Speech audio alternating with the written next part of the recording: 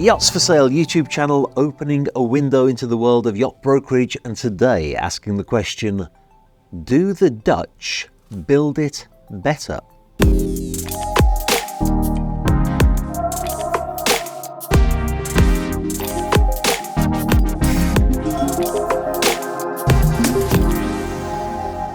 In yachting, they say if it ain't Dutch, it ain't much.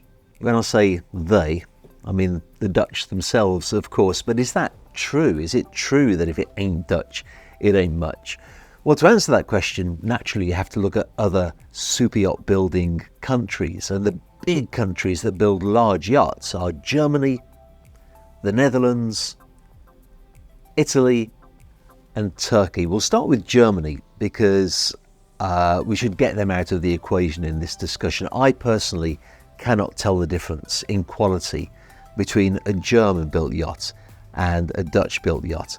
Lürssen, of course, is a huge player in the super yacht industry and dominates the scene of yacht production in Germany. Some time ago, I was privileged to be part of an event called Lürssen Live, in which I spoke with Peter Lürssen and other people from the shipyard. And they were very keen to make the point that although Lürssen are well known for building 120, 150, even bigger meter yachts in length, the largest yachts in the world, they're also very keen to be in that 50 to 80 meter range of yacht construction. However, the fact is that outside of that, there's really not much choice in Germany for yachts in the range of 50 meters. Abiking and Rasmussen are building much larger than that. Nobiskrug build much larger than that. So let's get Germany out of this particular conversation because they are very close indeed to the Dutch in quality. I personally cannot tell the difference between one and the other. Let's move on to Turkey. 20 years ago, I wouldn't have even spoken about Turkish builders on this YouTube channel. And not only because YouTube didn't exist back then, but because frankly, they were in their infancy as yacht builders. I remember working for Ferretti Group, and we used to look at some Turkish builders who were taking exact replicas of Ferretti yachts and building them out of wood in Turkey for a fraction of the price. These were creaky, squeaky boats that they still managed to sell because they were so cheap. Now things have really changed enormously, and for those of you that have never been to Turkey, it's important to put politics out of your mind with Turkey. It's always a subject that taints any conversation about Turkey.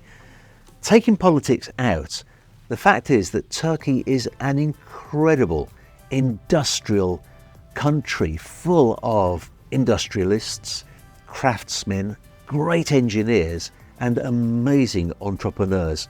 It is such an interesting country to go to, and the combination of those amazing people there and a very strong work ethic is that now we have some of the best shipyards in the world in terms of a price to quality ratio. Turquoise is one great example of that. My team and I spent quite a bit of time in the Turquoise facility and were massively impressed with not just their facilities and their capacity to build yachts, but also with the quality of what they're turning out. Year after year, Turquoise are building more and more unique custom yachts in the, I would say, 50 to 80 meter size range. But let's not forget Belgian yachts too. I was privileged to be able to film Tatiana, an 80 meter yacht, just a couple of years ago, and the quality was extraordinary.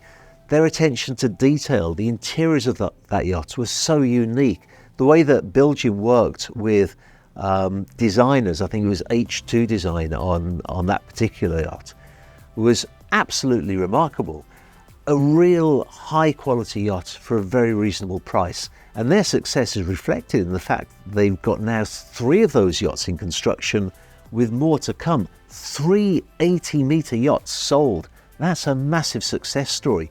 We'll actually probably be going to Belgium in a couple of weeks' time to film another remarkable 50-meter yacht that they're building. I can't speak highly enough of them as a company and the great work that they're doing. We visit regularly New Marine as well, which is just an industrial powerhouse, turning out incredible explorer yachts from the 22 metre to 37 metre size range. Good yachts that do the job they're supposed to do, and they are so popular that it's almost difficult now to be able to order a new one because their order books are almost completely full. I have to just put in a word as well for Sirena. When my team and I visited the Sirena shipyard, we were absolutely astonished by the modern, clean environment in which those boats are being built. And as they go on to build larger yachts, I'm hoping very much to be able to do more coverage of the Sirena shipyard.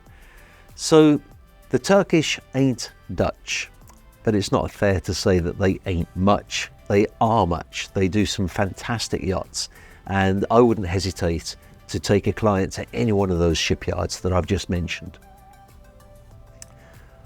What about the Italians? Well, in my opinion, and I may upset a lot of Italian builders here, there's not a lot of difference now between the quality of the good Turkish shipyards and the good Italian shipyards. What the Italians have, though, that the Turkish don't have yet, is fantastic branding, incredible marketing. You look at Bonetti, and I've visited the Bonetti shipyard many times, such an incredible industrial facility that's turning out model after model of yachts that buyers really want to own. They just know what the market wants. And today, if you own a Bonetti, it means something. When you come to resell a Bonetti, you already know that there's a big market for it and a big attraction for Bonettis. So as a buyer, one of the appeals of going to Italy, and particularly to Bonetti, is the power of the brand. It does add something to the yacht that you've got.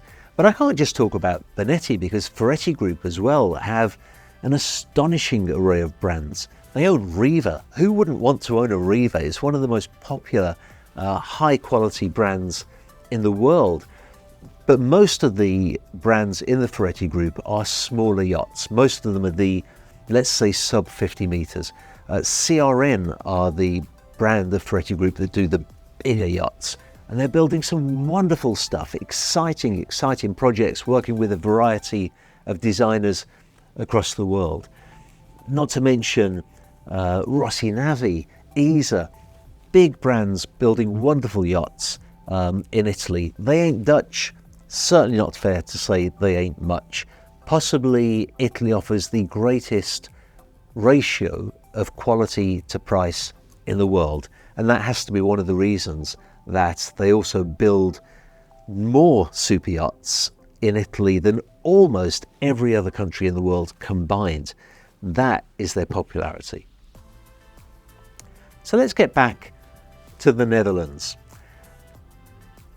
Whilst it's not true to say that if it ain't Dutch, it ain't much, and I think the Dutch themselves say that expression with a tongue in their cheek, they know that it's not really true, but it's just a really nice catchy phrase.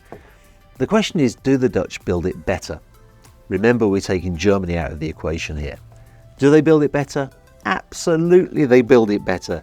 Their yachts, in terms of quality, are the best in the world, and I would defy any other builder in any other country to challenge me on that, or to challenge anybody on that, because it's a proven fact. But when you talk about quality, what are you really talking about? I wanted to give just two examples of this, and one is paintwork. Paintwork on a yacht is one of the most expensive parts of the yacht. It can cost millions to paint a yacht.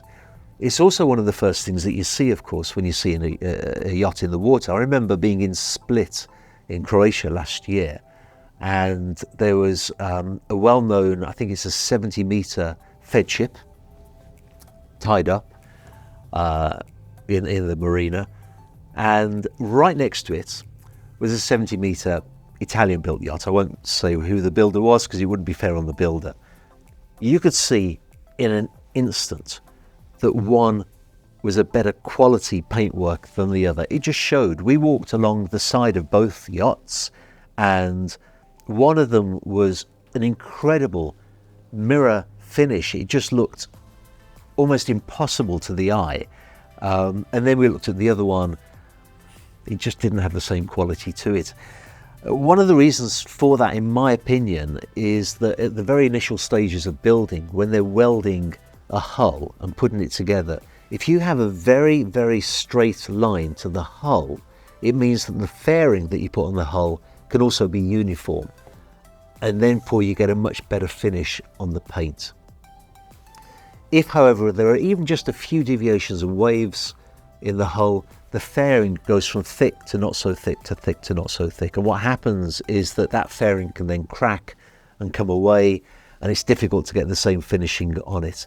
I remember being with an Italian builder once, and again, I won't say who the builder was because it wouldn't be fair on him, but he was looking at painting one of his yachts a beautiful metallic silver colour.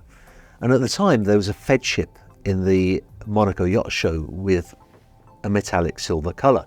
It was moored side to, and myself and the builder just walked from one end to the other. The builder was a very proud man, and rightly so. He's accomplished a lot in the industry. But when he got to the end of the Fed ship, I'll never forget it, he put his head down and he looked at me with genuine sadness in his eyes, and he shook his head. He said, "I can't do it. I cannot do it to that quality." And in fact, he ended up painting that yacht white. Another example of the quality that I've observed is the amount of discipline of the workers. I built a very large yacht in Holland for a client of mine. Sadly, I had to sign a non-disclosure agreement, so I can't tell you what it was, but it was a very, very large yacht in the 3,000 gross ton range. And I'd just come from working for a large Italian builder, and I was absolutely astonished by the discipline of the workers. They would come on board with their toolkit. Their toolkit would be wrapped in carpet, and there was a designated area where they could put their toolkit. Now, the reason for that is that one of the big causes of damage on a yacht is when workers come on with their toolkit and they scratch and bang the cabinetry. They don't mean to, but it happens in the busy environment of a yacht builder. Not in Holland, it doesn't happen. Those guys are so disciplined and take such an incredible pride in their work that it reflects. Those are just two examples, but I'm hoping in the next months and right through to the end of the year to spend a lot more time in Holland bringing to you Dutch builders on the Yacht Builders YouTube channel. We're going to kick that off with the biggest video we have ever produced. We were invited by the Ocean Coast Shipyard to film their 105-metre Project H. It is the most amazing yacht I have ever seen. I'm not going to tell you too much about it because the video itself, which will be published on July the 8th, so just in a few days' time, the video itself will tell you the story. They hadn't quite finished the yacht when we filmed, so you'll see as you go around in the video, there's little bits of tape in various areas where they just want to perfect the yacht. I lifted a few of those tapes to look to see what the defect is. I can tell you I could not see a defect, but their eye to detail is such that if it is not absolutely perfect, they won't accept it. They'll put a little tape there and they'll make sure it's perfect before it goes out. Now that video, I believe, will be the biggest walkthrough video ever produced on YouTube. We feel so privileged to have been asked to do this.